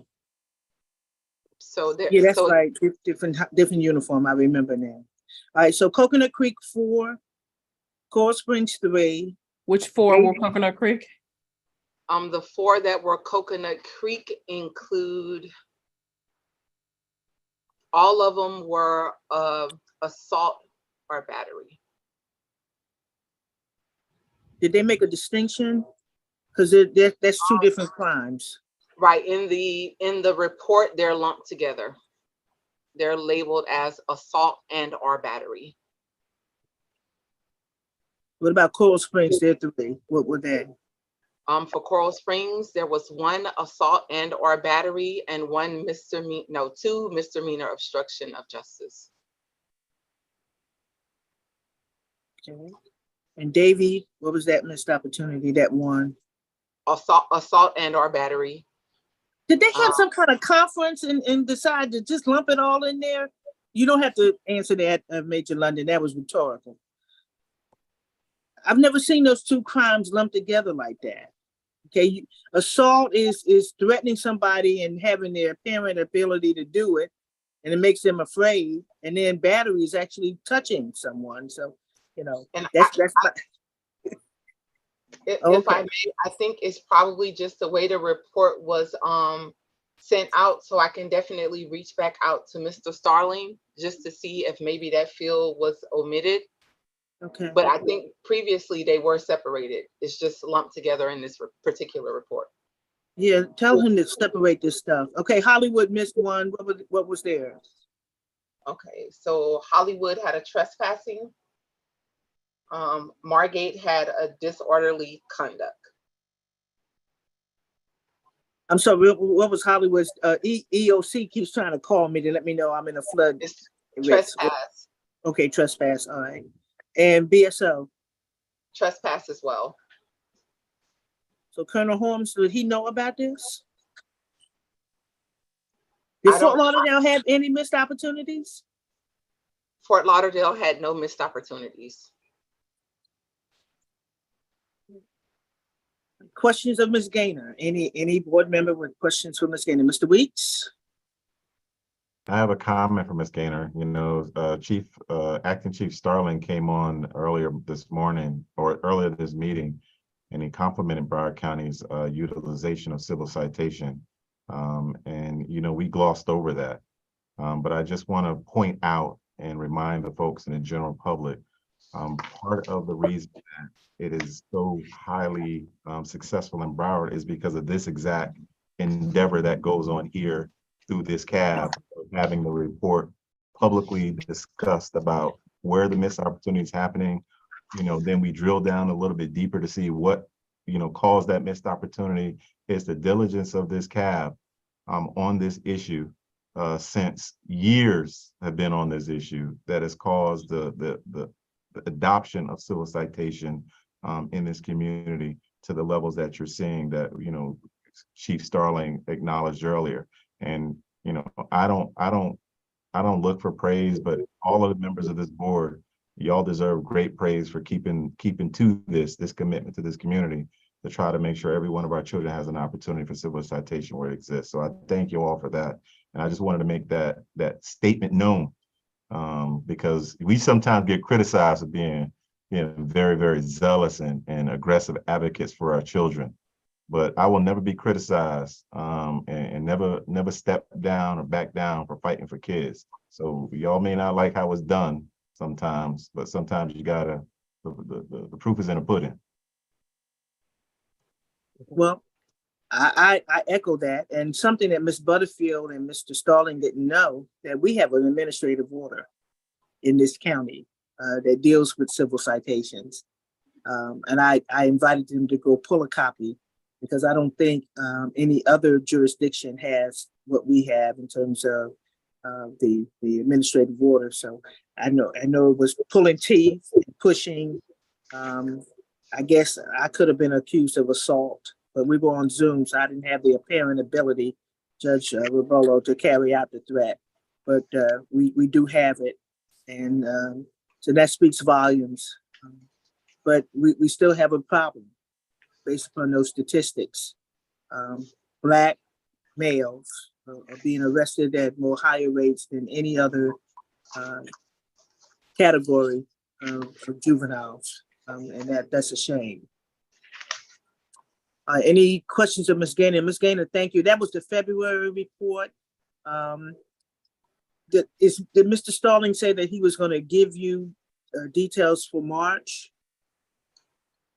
He did not, but he assured us when we met that he would make every effort to get us the reports as soon as they were made available to him. All right, thank you. Now yeah, go on. Oh yes, so yes, for the missed opportunity reports, that's correct. So we have February and we're waiting on March, but he, like I stated, he did say he would make every take every opportunity to get it to us as soon as he receives them. Okay, thank you, Ms. Gaynor. Yeah, questions? Madam Yes, Chair, Judge Bolo. Yeah. I just wanted to clarify, Ms. Gaynor, when you talk about the charges of obstructing, I think what you're probably talking about is resisting without violence. Correct me if I'm wrong.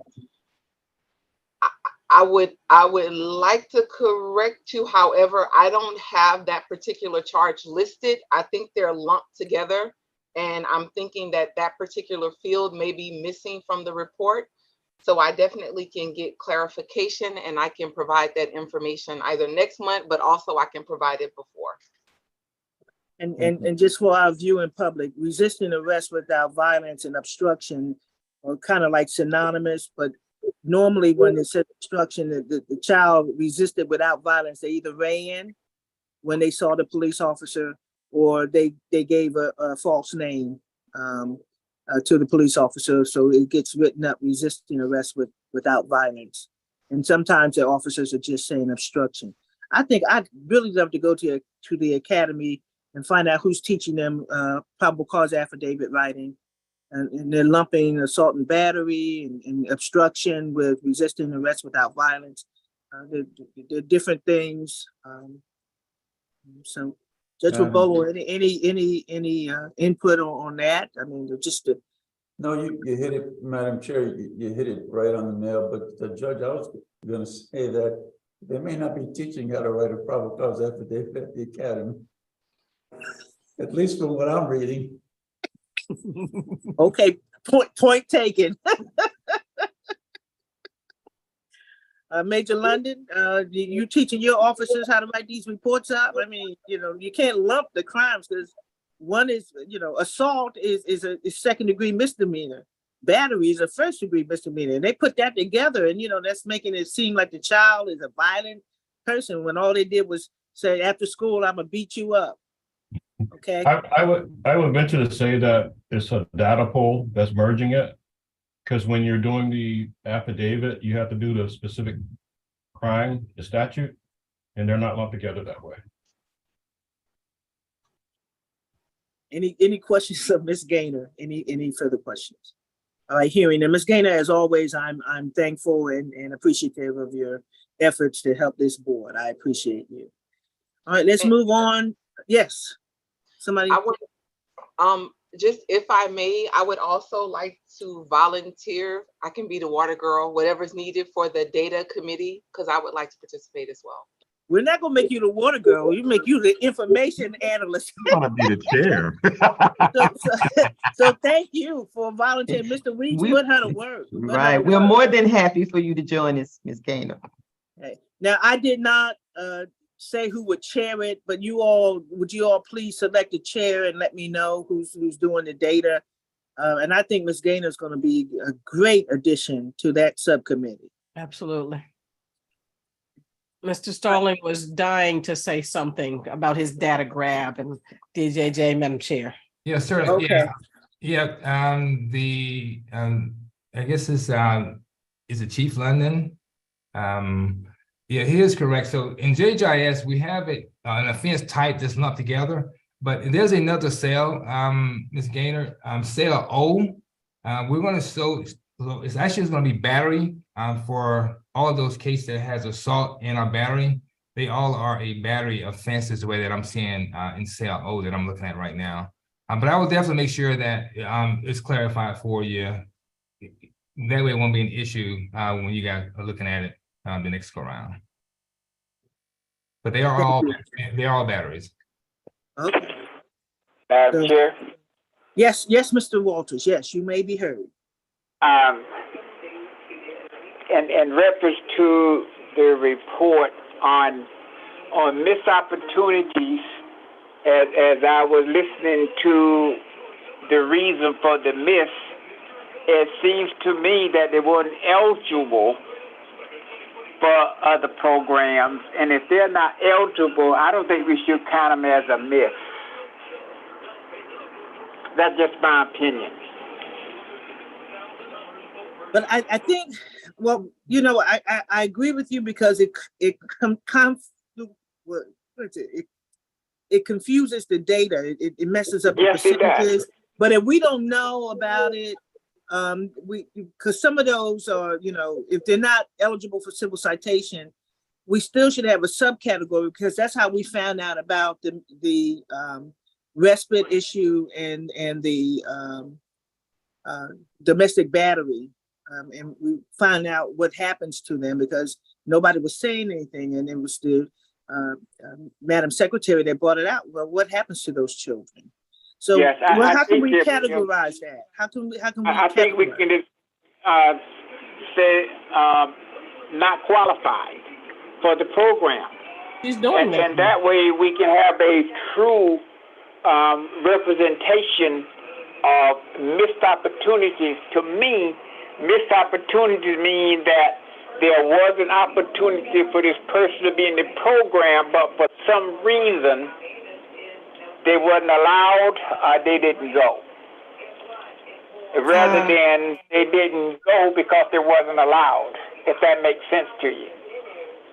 Ms. Gaynor, can you, Madam Chair. Yes. I know. I think the way that she reports it out is fine because they're not allowed based on the criteria of this circuit, but doesn't have to be that way. But based on the criteria, yes, it could be a missed opportunity to have with the criteria different, but she always outlines why.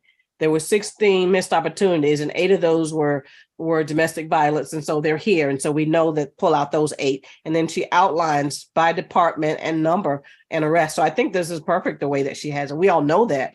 And check if you just follow her logic there. It makes perfect sense to me. Because it's based on the surface criteria. Anyone else?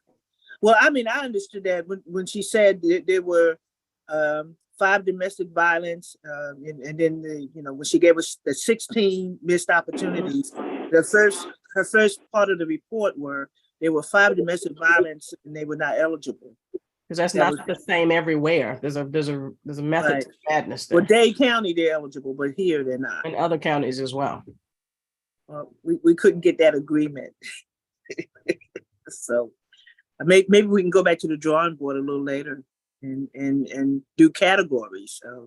But it is important. I think it's important that it stays like it is, so we'll know exactly what's going on, and to include those. It could be a missed opportunity because the police department decide to do something different, and though the original agreement with those kids would be handled differently, here we are. I think it highlights those departments and that are doing what they do regardless. Well, Mr. Walters, we'll make sure that Ms. Gaynor emphasizes for you because I know you're on the phone, so you don't see her face when she's making the report. But we've had this discussion that we want to know about it, but it's not in the numbers. And I understand what you're saying. They're not really missed opportunities. They're just not eligible. I understand that. And I have no problem with whatever the committee accept. I will accept. It's just that when we are trying to be plain and simple, then and I'm not talking about me. I understand it, but for several of those folks that's on this phone, they have no idea what we're talking about. But I agree with Ms. Gaynor. I have no problem. We'll fight in private. We're not gonna fight on the phone. Okay, well, Ms. Gaynor, I agree with the secretary. I understood it, like 2.5 years ago when I got on this, almost 3 years ago when I got on. I didn't quite understand it and follow it, but hearing it over and over, I understood what was going on. So we'll keep it as is right now, unless you can come up with some other representation. But right now, I'd like to just keep it the way it is, because that's how we kind of all understand it. Is there any other board member that's having difficulty with the way Ms. Gaynor reports it out?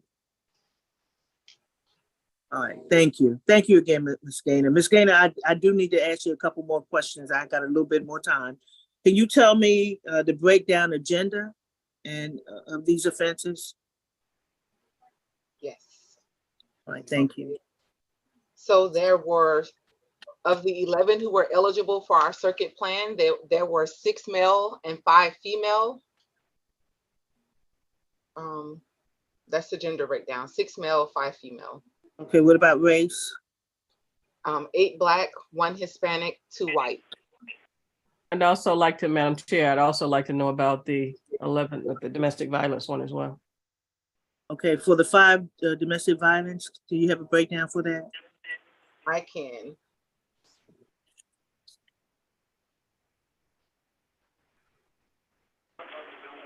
I'm doing it on the fly, but hold on, I'm definitely gonna give it to you. So of the domestic violence, there were 3 white, 1 Black, 1 Hispanic, 3 male, 2 female. So that's it. Okay. Anybody need that repeated? Ms. Gaynor is here for us. Right. And she volunteered to work on the data, so I'm gonna be real nice to Ms. Gaynor. All right, any questions, any further questions of Ms. Gaynor? Okay, much appreciated. All right, I'm gonna move on. We're gonna skip the mental health. I will report to the board. Dr. Wanza, based upon her reassignment of duties and things that she's doing, she's not gonna be with us anymore. She has suggested a replacement for her, but it's not simple. You just walk on and be on the board. You have to file an application. So she did give me the name of Ms. Hudge. Ms. Hudge, I'll be in contact with you. Madam Chair, check where she falls on the totem pole, because it just can't be anybody. Right. Unless her job description has changed and she's been empowered since we last met, Ms. Hudge, that won't work for us. If we need, I think my suggestion is to meet with the superintendent and explain to what the requirements are, because we don't want just anybody. It's like, when the police departments used to send us officer friendly, that was real cute, but it doesn't really work because we need decision-making people. And so the previous superintendent sent us like his number 2 person. The sheriff gave us a decision maker. And so to the chief, we have to have some folk who can make a decision for their agency. And, I like Ms. Hudge very much, but she may not very well fit the criteria unless her duties have changed and her authority has increased since we last saw her. Okay, can I give you an assignment, Madam Secretary? Can you set up a meeting for Absolutely. us with the interim superintendent? I will. All right.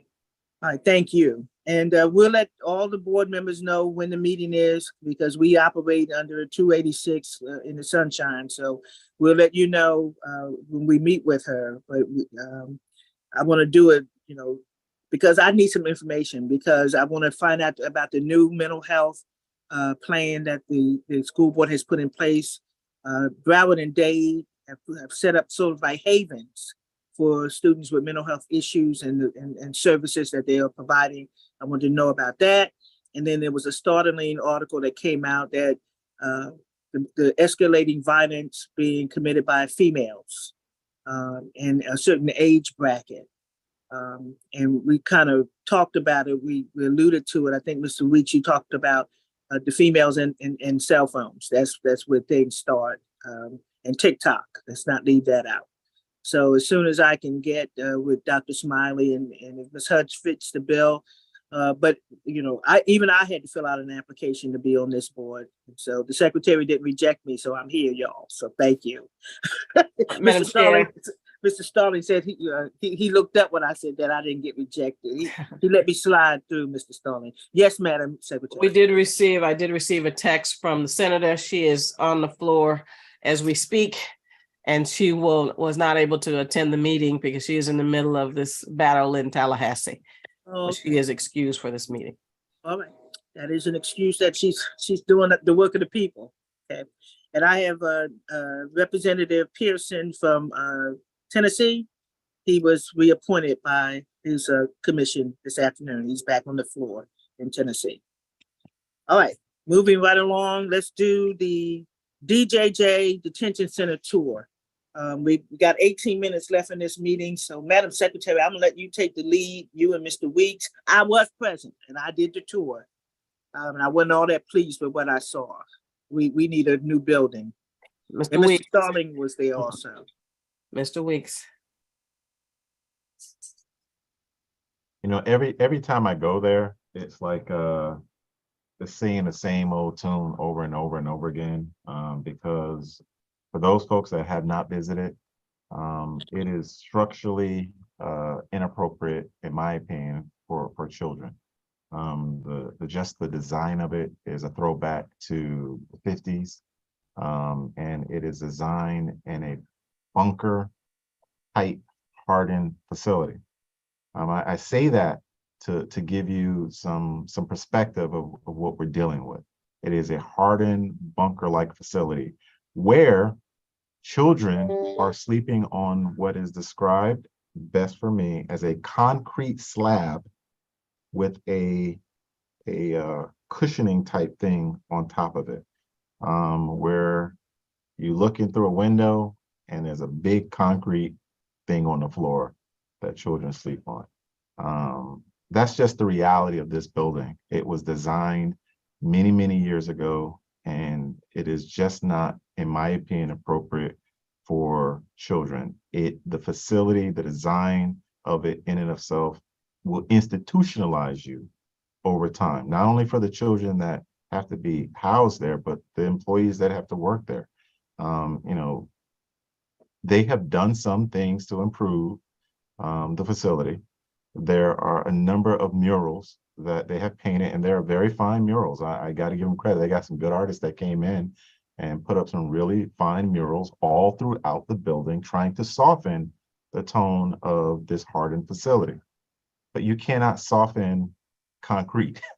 The murals are nice, they're appropriate, but you just can't soften it. We visited the cafeteria, and the cafeteria seemed to be well equipped with all the functioning equipment of a restaurant. They make their food daily. We smelled the food. We didn't get to taste it. They didn't give us a plate. But the food smelled fine. The place was clean. The cafeteria area was very clean. And we heard the protocol on how they feed children and things of that sort.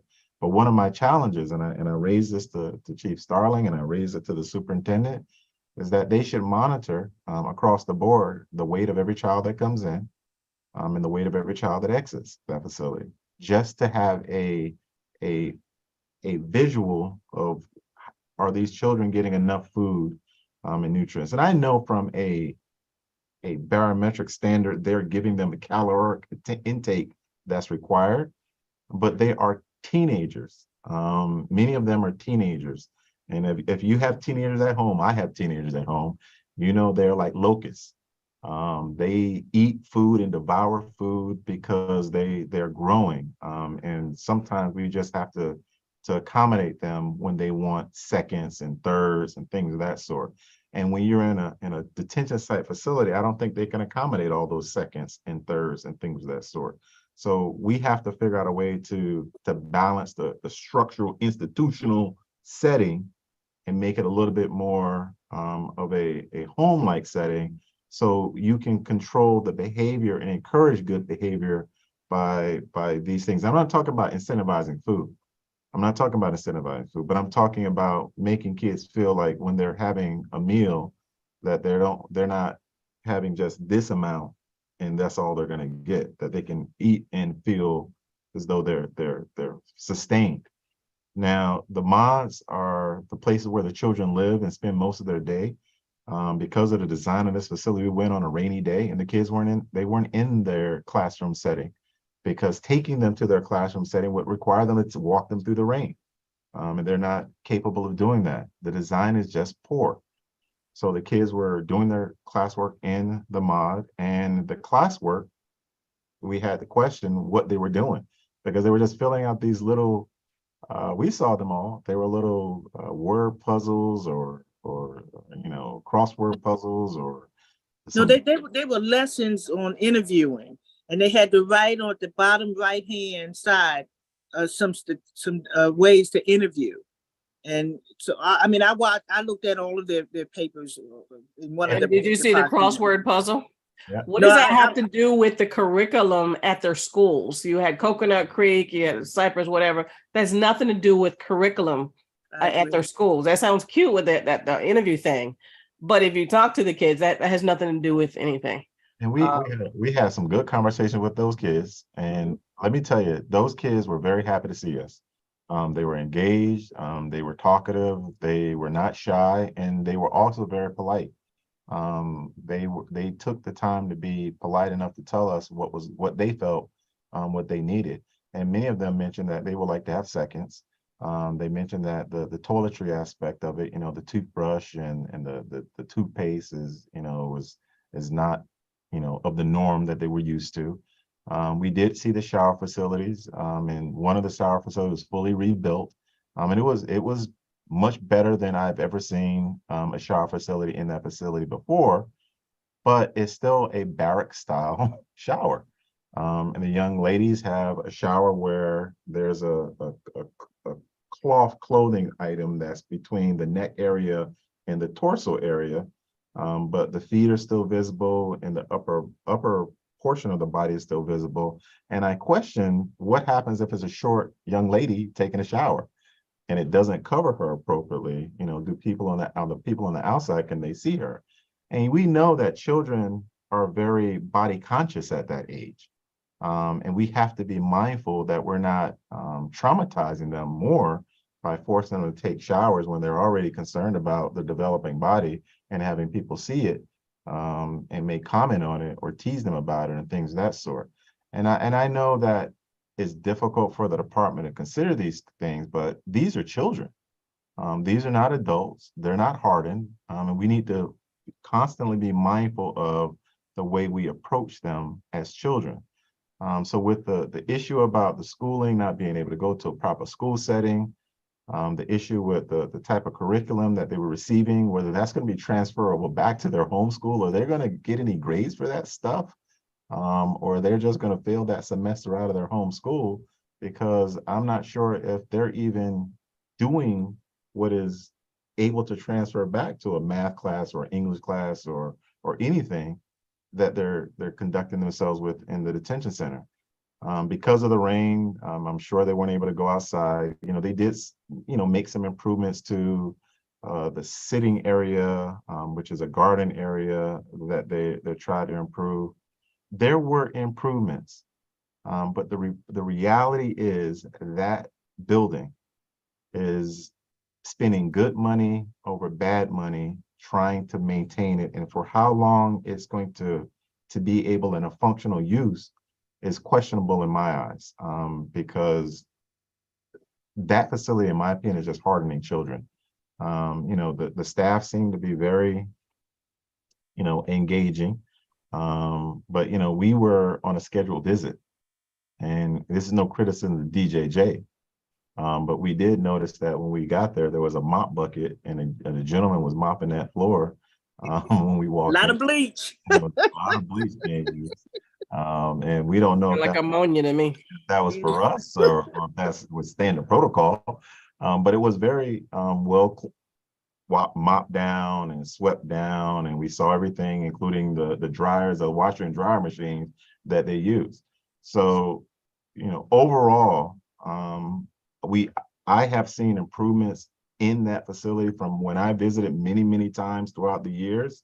There are improvements today, but even with the improvements today, it is still of a standard that I would not, and I know many folks in this community or folks that are listening on the internet would not be comfortable to have their children housed there, because of how it is designed, because of the hardened nature of it, because of the institutionalization that occurs inside the facility. It's just not appropriate for children. What can we do, Mr. Weeks, as a board? We've made the recommendation. I mentioned to Secretary Hall that we needed a new facility. On the 17th, there's a meeting with Judge Williams. He's over that. But what can this CAB do that you can think of, other than to get the word out to the community that's not really the place to hold people who are innocent until proven guilty? That's secure detention. And I think this is exactly the type of conversation we need to have, because at this point, I'm talking to the choir. All of us have been there. We know what it's like. We know that it's lacking and is needing of improvement and replacement. But the community needs to know this, and the community needs to become advocates as well. That we want to continue to house children in cages, or do we want to move to a place where we are trying to rehabilitate children if we have them as a captive audience?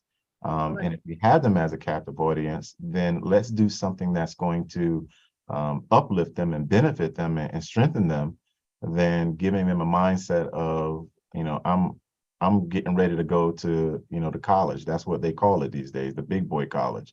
And we don't want that. So this facility, I pointed out one little thing when I was there. They've taken great strides to do painting, right? And I pointed out that some of the paint was the edging of the painting was a little less than desirable. Now, if any one of us hired a contractor to come into our homes to paint, and they edge like what I saw in that detention center, we would all immediately never pay that contractor. And I pointed this out to Chief Starling and to the superintendent and said, children are very, very perceptive. They're not going to say a word to you or me as adults, but they're going to look at what you offer them, and they're going to size up your value in them just by what you give them.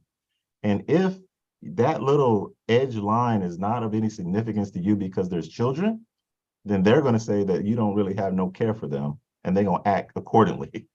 And it's those little things that I think we sometimes overlook because we become institutionalized. We think this is normal. It's okay because we've seen it for 20 years. This is the only facility we've ever seen. But I'm telling you, it's not okay, because if it was in your house or anyone's else's house, if we had what we saw in that secure cell, that holding cell, and I pointed out every time I go there, I say, looking at that room in a corner, and in that corner, there's been a stain on that wall in the upper roof corner for dang near 10 years I've been going there, and it's still there.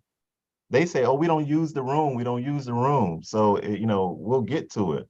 But I pointed out for a reason, because children see stuff like that. Children are highly perceptive. They see everything that adults don't see. And they then measure their value based on what you're doing with them. And we have Well, let me segue into this. You were in Tallahassee because you were on our legislative update committee. What did you do while you were up there? Oh, I was on a poll. And we got 5 minutes, so Mr. Walters, hang in there because I'm expecting a motion to extend for at least 5 minutes. Okay. I can tell you, we did have some very robust conversation with the secretary of DJJ, and I'm happy that he entertains these conversations and he's open to have the discussions. We walked the halls, that's what they call it in Tallahassee, going from legislator to legislator and talking about your priorities. And we only had 2 priorities for this office when we were there. And one of them was talking about our detention center and seeing if we could get some funding for our detention center. And we spoke to a number of key legislators and leadership, and we had some fruitful conversations, and hopefully those conversations will mature into some actual funding. I can confirm, because I saw with my own eyes, and I've got to give credit when I see credit is due, that the secretary himself and his staff were walking the halls, going to speak to legislators about funding for the detention center. We stopped in a hall, we shared notes, he hit his people, we shared the folks that we hit, and we kept it moving, and that's what is required to try to move things. So that was the first time I've ever seen a secretary moving around in the halls, talking to legislators, and he was talking to folks on both sides of the aisle, which I got to give him that as well, to try to move things forward. So hopefully this will mature into actual fruits, but we've been here before. This bill is not the first time it's been, asked. This money is not the first time. It's been since the first time, I think, Senator Thurston filed it when he was a representative, and was trying to get the DJ to fund it. So that was dang near what, 8 years ago, 9 years ago, and we're still back at it today. And we're going to continue to be back at it because these children need an appropriate facility. And hopefully this funding will come through. Let's knock on wood. Everyone needs to be advocating for it so we can reimagine what a detention center, not even a detention center, what a facility should look like for children here in Broward County. So that's my update, the legislative update. Tallahassee is a very different place than we are accustomed to, but we did everything we could to move the issues that this board has found to be important forward. And I also have to give credit to State Attorney Pryor. He was up there as well, and I did see him walking the halls, moving the item and moving the issues forward with his avenues. And it's important to have multiple people going in multiple times to raise the issue, because the legislators sometimes need to hear it over and over and over from different people to understand that it's important to Broward County. So it was important to have the secretary, state attorney, the public defender, all trying to ask for the same thing, ask for the same thing. My understanding is that Mr. Pryor is back up in Tallahassee this week, and I had conversation with him, and he's assured me that he's also reinforcing this issue again. I was there for 2 times, and he's there, I think, 3 times. So, and hopefully the secretary is there as well. And we should have some conclusion, I think, by the end of May. And the budgetary process should be done, and let's cross our fingers and hope that we get it. Questions of Mr. Weeks and Madam Secretary, you were there, but we've got 1 minute. Anybody want to move to extend for 5? Otherwise, we're out of time. Okay. Madam Chair. I second it. All right. Mr. Walters has moved that we extend the meeting for 5 more minutes. So, Madam Secretary, did you have anything to add with regard to the tour that we had? Just to know, we had the educational component is not a DJJ thing. They have to let them in, which they did. There is something that's something we have to take up with the district. I couldn't tell. I had to ask the staff, which one was a teacher. I'm not sure how I felt about that. I couldn't see which one It was was a the guy teacher, with which the one was hoodie. staff. Yeah, I'm not sure where I am with that yet, but we really wanted to, I would have, in talking to many of the kids, and some of their asked the things that would have made them happy. One kid wanted his long hair and he wanted to be able to wash his hair. He wanted something that would help him. He said had been there for a while and he was developing some little flakes. And your hair is your signature, and I think what he was asking didn't seem to me, and I guess I would have to check with staff, but they were asking for such small things. And because they couldn't get the shampoo that he needed, he felt like they didn't particularly care for him, and they had an issue. So it seems like a small thing to us, but as Mr. Weeks was saying, for them, it shows whether you even care about them at all. But they had some other kids from Cyprus, and which is also, I'm not. I think that they may have. DJ used to have staff that would go there and deal with those children. I think it became a money thing. So when we talk about think about what their services and education are actually receiving, we should probably put that on the agenda as well. I know that the teachers were getting more monies to go into the facility, and I get how that works, but I think, are we really teaching the children when they're there? And I know and I know that that there's a GED component, but the district receives significantly less money if they put them on the GED track. So that may be the motivation for not doing that, because none of the kids, even if they had left school, and there were a few that we spoke to, had no information from the GED space. And I was told previously that was a matter of money that the district would be giving up if they put them on that track, as opposed to trying to steer them back to community school. So I think those are things that we would have to take up with the district, as to figure out what's really happening. Going there is great, and so they'll get the money and DJJ will meet the requirements, blah, blah, blah. However, what's the quality of the lessons that they're being taught or not? I'm not sure what you get from the crossword puzzle, but it must be something, I just think we need to look at that, and maybe we haven't been asking the right questions as it pertains to, are the teachers going in? They say yes. DJJ says yes. Are they in the mods and in the portable? Yes. Do they have books? But what's really happening there? So perhaps this is an opportunity with the new interim in the meantime. Agreed. Real quick, let me jump to, is it Major Judon? Real quick, can you tell me how many youth are housed in Broward County jails? Yes, good afternoon. We have a total of 12 males that are housed within our facilities. Okay. No female. Where are they? Are they in the main jail, or are they at the Paul Ryan? Where are they? They are at the Paul Ryan facility, which is our direct supervision facility. So when we say direct supervision, what we're saying is everything is encompassed into that housing area. You have their medical needs being met. They have a recreational space. There's a classroom space that we use for just group and individual sessions. And they have a leisure area.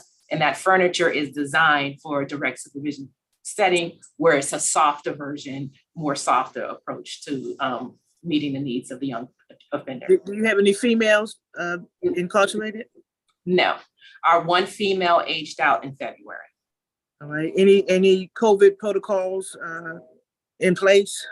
Anybody Yes. suffering from COVID? Okay. Yes, we have COVID protocols in place. At the time, we have 0 that are in COVID status.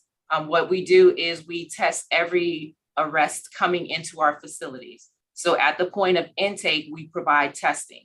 If an offender refuses, we treat that refusal as a positive and initiate COVID protocols on those individuals. Excellent. Major London, how many juveniles you got in that Fort Lauderdale jail? 0. He likes to say that. Okay. We have, let's see. Does Mr. Starling have any numbers for us?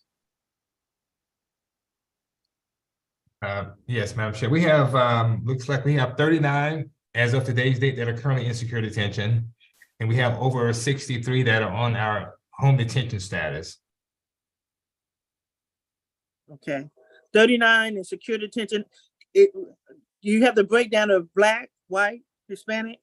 No, I do not have the breakdown, but you can pretty much see for the most part that more than 90% are Black youth that are there easily. That's something I want the 99%. subcommittee to work on, but it is now 5:05, and so we're out of time. But Mr. Stallings, I'll send you an email as to what I'd like to hear at our next meeting, which is May 8th, 2023. Okay. Is there a motion to adjourn? Move to adjourn, Madam Chair. I second it. All right, requires no second. We're adjourned. You all be careful. Have a great rest of the week, and we'll see you next month. Watch out for the thunderstorm warning and the tornadoes. Yeah, EOC has been sending me text messages and calling all afternoon. I'm in the flood zone, so. I got 2 of them. They were blowing up my phone. Hey, look. Yeah. No, I know Noah. I asked him to throw the keys to the ark to me because I got to go out. A friend of mine is being promoted, Jeremiah Cooper in Tamarack. So I'm going to that meeting tonight. All right, you all be well. Outside the courthouse. safe. Y'all be good.